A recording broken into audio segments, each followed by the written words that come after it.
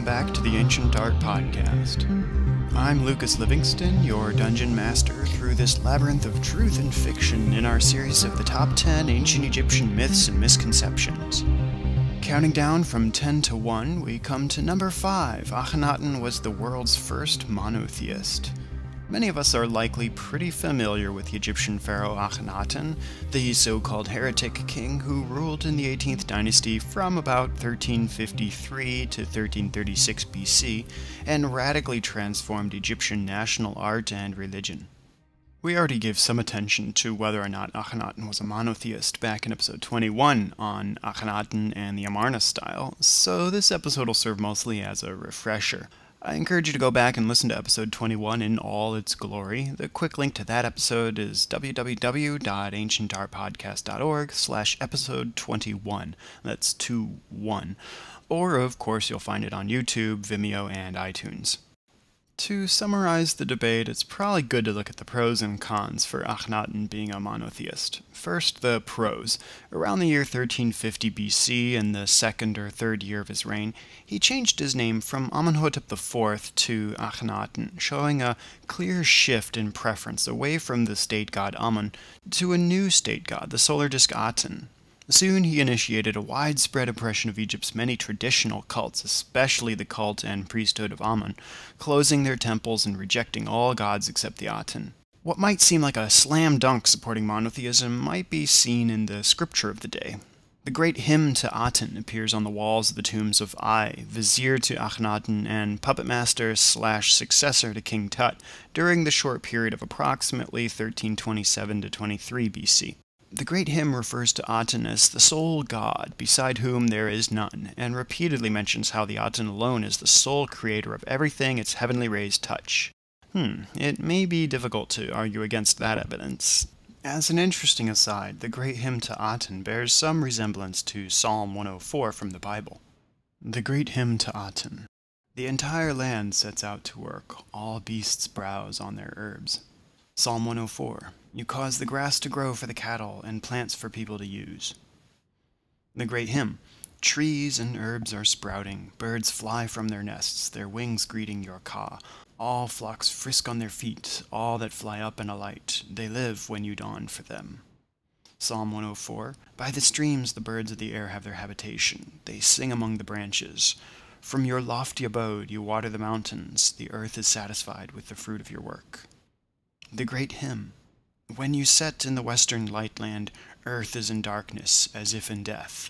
Every lion comes out from its den, all the serpents bite. Darkness hovers, earth is silent, as their maker rests in lightland.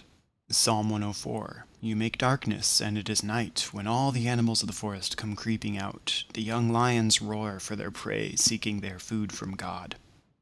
And similar passages continue. That said, however, the great hymn to Aten is also very similar to the long literary tradition of Egyptian hymns to the sun god Ra, which likewise elevate Ra to supremacy above all other gods. And Egyptian hymns in general bear a similarity to biblical psalms, but we'll leave that discussion to biblical scholars and philologists. Arguing against monotheism, we already just learned that the great hymn to Aten is similar to the literary tradition of hymns to the sun god Ra. Furthermore, Ra, Raharachti, and other gods like Hapi and Maat show up in the great hymn. So here and elsewhere, we see that other lesser gods were tolerated and to a minor extent included in religious practice in supportive roles. It's speculated that the humble people of Egypt gave lip service to the Aten and tolerated the new religion, but they continued worshipping their traditional gods behind closed doors. There's abundant evidence of statuary to the traditional gods at Tel el Amarna, the site of the new and short-lived capital city of Akhenaten called Akhenaten. For what it's worth, funerals and mummification continued during the reign of Akhenaten, but we don't see a lot of evidence of its traditional connection with the myth of Osiris. But again, behind closed doors, it was certainly acknowledged, since that was necessary to ensure immortality in the hereafter. It's also important to note that the Aten was not a new god. It's mentioned in the opening of the 12th dynasty tale of Sinewy, hundreds of years earlier. Akhenaten's predecessor and father, Amenhotep III, elevated the Aten to the role of creator deity, equating it with Ra and Amun. If you look back to episode 21, we see a nice little summary of the prevailing theory behind Akhenaten's radical heresy, so let's just quote it here. Akhenaten wasn't a monotheist, he was more like a henotheist. Henotheism's the worship of one god while believing that others exist and can get a little bit of credit too.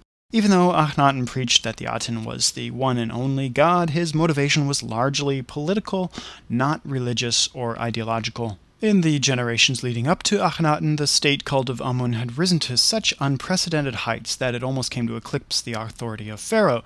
The temple was the administrative and financial center of Egypt, holding massive tracts of land and immense influence over all aspects of Egyptian society and national affairs. In an effort not to become a puppet to the temple, Amenhotep III, Akhenaten's father, already started to take measures to return to the unquestionable authority of Pharaoh, and Akhenaten took it that much further.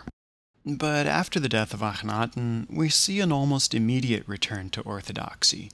Amun's reintroduced as the state god, royal iconography begins reverting, and Akhenaten's trademark style of art, called the Amarna style, fades away, but it lingers on in inspired works of the post-Amarna period.